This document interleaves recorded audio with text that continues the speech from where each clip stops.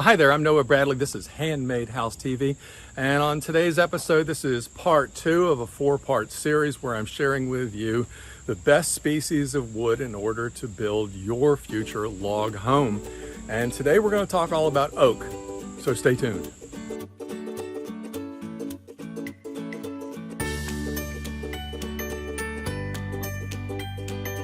Well, all right, today we're going to talk about oak as far as using oak to build your future log home. I absolutely love oak. I think it's an incredible wood.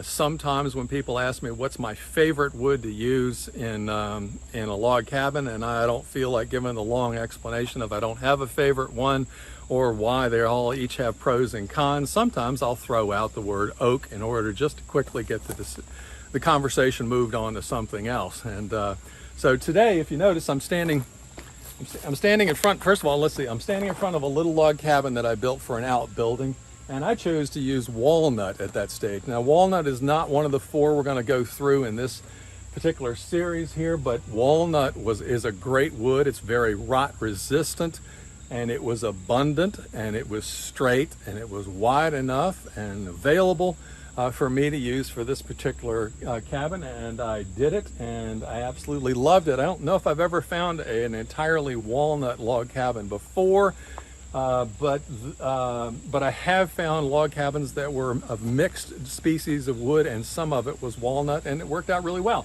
But if you notice on this other side of me here, I'm standing in front of a red oak tree.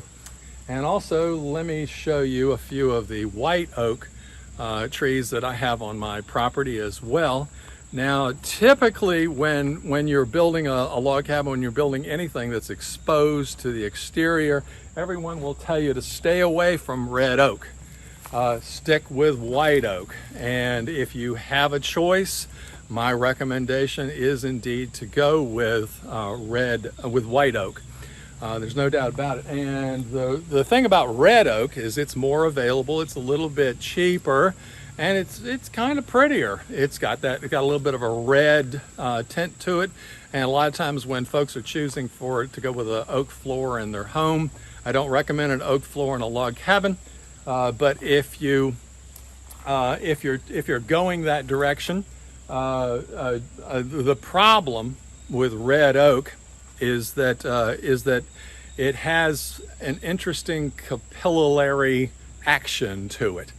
You can actually take a piece of red oak, slice out a chunk of it, split out pieces of it, come up with something the size of a pencil, and you can actually use it for a straw. You can blow air from one end through the other, and bubbles will come out in the water. I've done this before. One day I'd love to do it for you guys.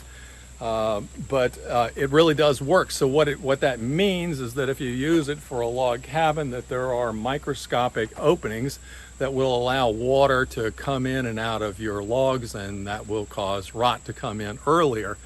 Now here's the weird part of it, and that is that I've used red oak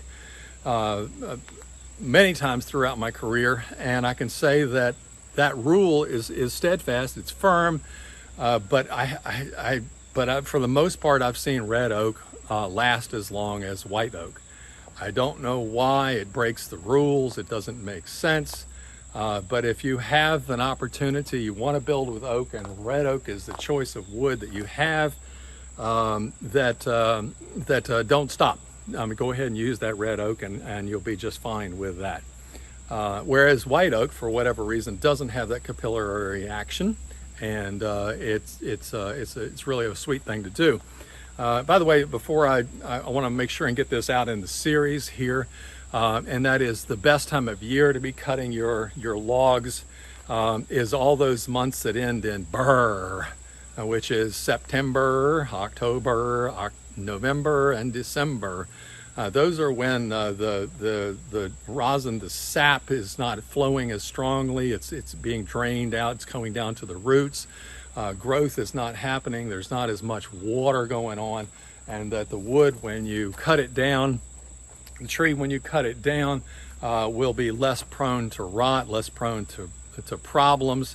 that stuff starts to happen again. If you know, when they tap maple trees, that they often tap it in late January or February, and so that's when the water's starting to flow again and everything to get the tree back to life. And also, I found that if you can cut your trees during that September-October range, that you'll be much better off at being able to remove the bark from the logs. You know, when you're building a traditional log home like this, basically you're sawing off or hewing off the inside and outside faces, so no need to remove bark, and all you have is what's on the top and the bottom of the log, which will come off really easy if you've got a little bit of water flowing in your wood. So, remember the last time in the chestnut episode, we went through how the logs, we can go through the characteristics of being workability, of rot resistance, of insect issues, and of overall attractiveness of the logs you use. When it comes to workability, I gave oak an 8. It works for the most part, it's a joy to work with. It behaves really well. It requires more muscle than the other species of wood. It's definitely, you're gonna have to swing the axe harder or be more patient with the blade going through the wood. It's tougher, it's harder, there's no doubt about it. And also another consideration is that it is by far the heaviest of the other woods. And so you're really going to need some good strength in order to put it into place.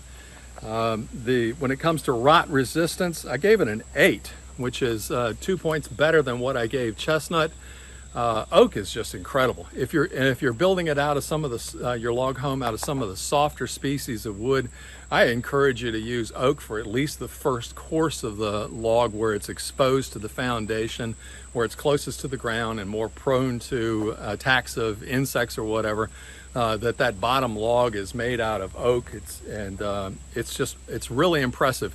Some of the characteristics of oak is just that when you cut it, it's a tree, and as it ages and matures, it becomes a rock. It's just a really tough, solid log if there ever was one.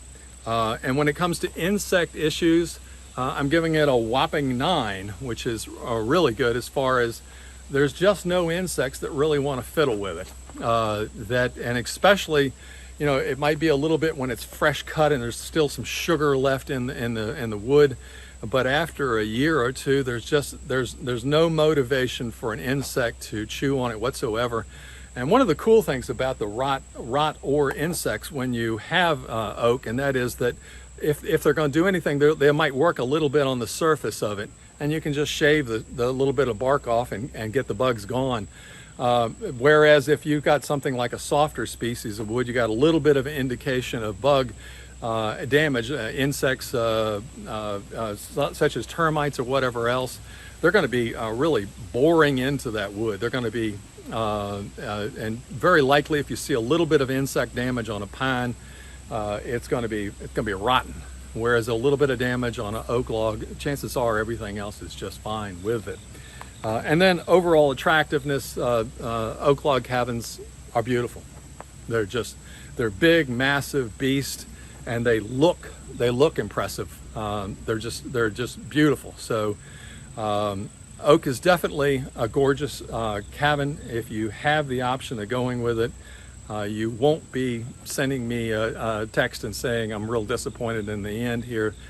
You'll be saying I'm so glad I went with oak or any hardwood species such as walnut here.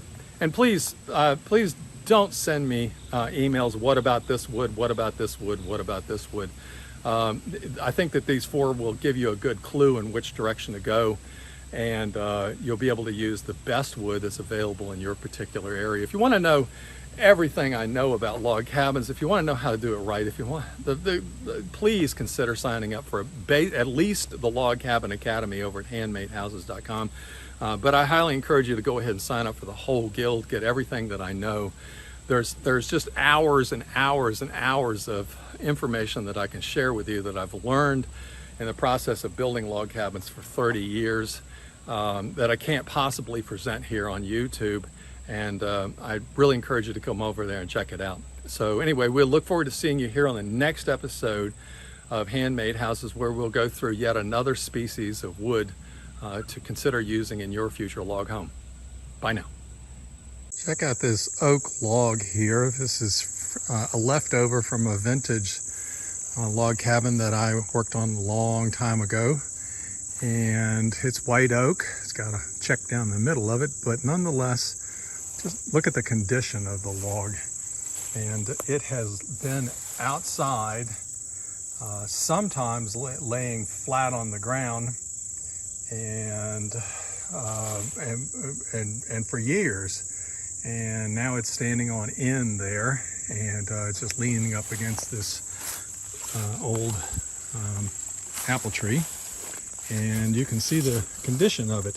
And here's the back side of it, and where it had laid on the ground, I mean for years. We're talking like maybe 20 years.